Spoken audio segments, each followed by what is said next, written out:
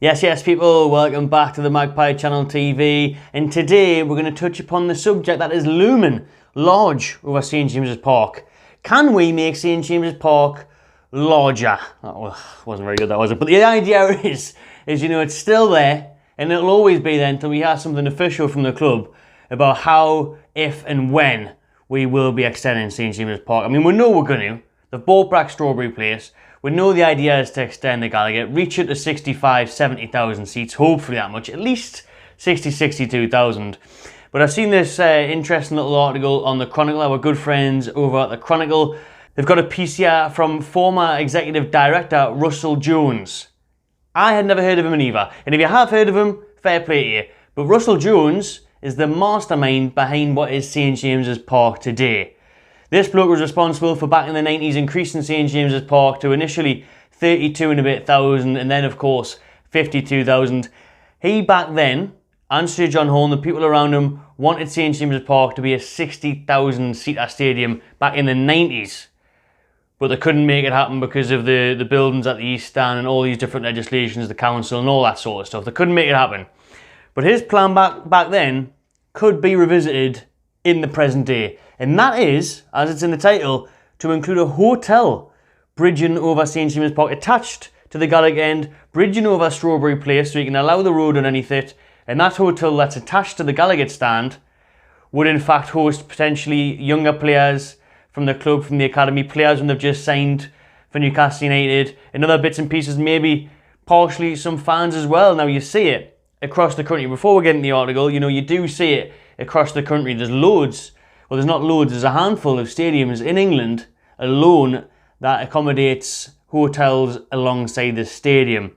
Yeah, they are on the screen here examples. You've got Bolton Wanderers Stadium, you've got Blackpool Stadium, Bloomfield Road, you can have a nice little view there of the orange seats. You've got MK Dons Stadium, which I think is a Hilton that's attached to it. Loads of them around Europe as well. This nice fancy one is in the German league, that's in the Bundesliga. I mean, that looks absolutely lovely. To be fair, a little bit better than Blackpool, isn't it? Which isn't difficult. But I like Blackpool. Good place. Fun times there in Blackpool we've had. Me and the likes of Geordie Rick. Anyway, that's for another video, that story. What we're talking about is that idea of having a hotel in the stadium. And got to chuck this one in as well. Albania's national stadium. They just whacked a skyscraper up it. And to be fair, Newcastle could follow suit from that skyscraper run right now if you just extended the Sandman. The Sandman Signature Hotel, that's already there right next to St James's Park. Used to be the Brown Ale Brewery.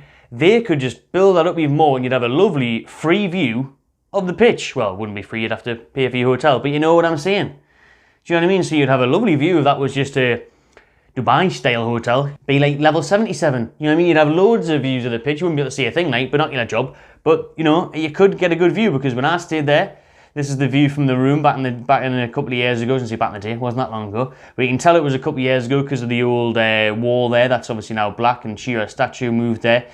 But that's the view I had. So imagine if you were just 10, 15 floors above that, you could actually see the pitch and you could get a good view of it. So that's not the point though. We're not on about can Sandman get more hotel rooms. We're on about can Newcastle build a hotel on St James's Park.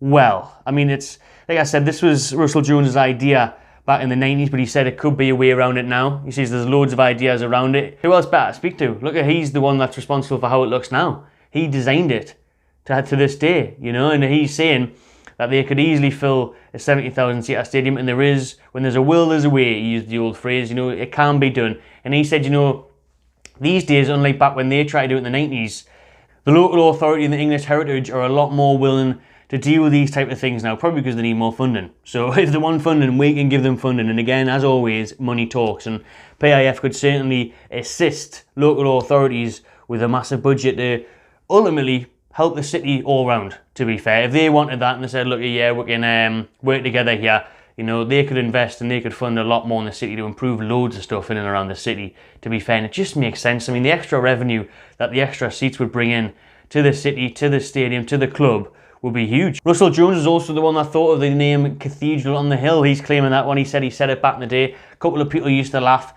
and then obviously just springboarded from the likes of football commentators using it, and fans obviously calling it that for years as well. So he says it's vital that they don't move. He doesn't want Newcastle United's new owners to build a new stadium. He says they have to work around it and build St James's Park up. And obviously that is the ideal scenario for everyone. So before getting any future ideas, let's have a brief, quick recap on the history of Russell Jones, who was part of the team that turned a crumbling St James's into a 36,610-seater stadium in 1995.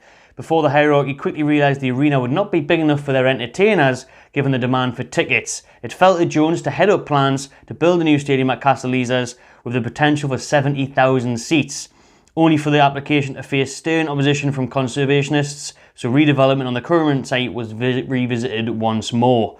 Another tier was added to both the Sir John Hall and Melbourne stands at a cost of £42 million back in 2000, so imagine now, nearly 25 years later, how much more that would obviously cost in this day's age of money. I mean, it costs about that much to get a fucking Tesco meal deal, so it's going to cost a lot more to build the stadium up. And as we know, St James's Park capacity hasn't been touched since then, duly neglected by Mike Ashley, and who bought that land, but now we've bought the Strawberry Place backland, we can increase it. And this goes to the idea that he had, Jones, back in the 90s. We always had the idea of purchasing Strawberry Place, extending the stand and bridging the hotel over the road.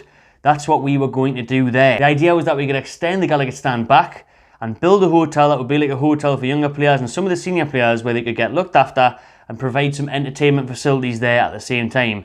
That was always the main #1 priority idea, to extend the stadium.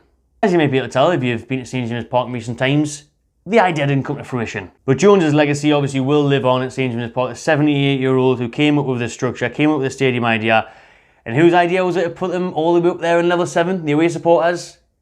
Good old Jonesy, well done lad. He was the one that put it up there, and he also had the demand for boxes as well. Clubs like Manchester United were laughing at him when he designed the boxes around the Melbourne stand, and they were saying he'll never sell them.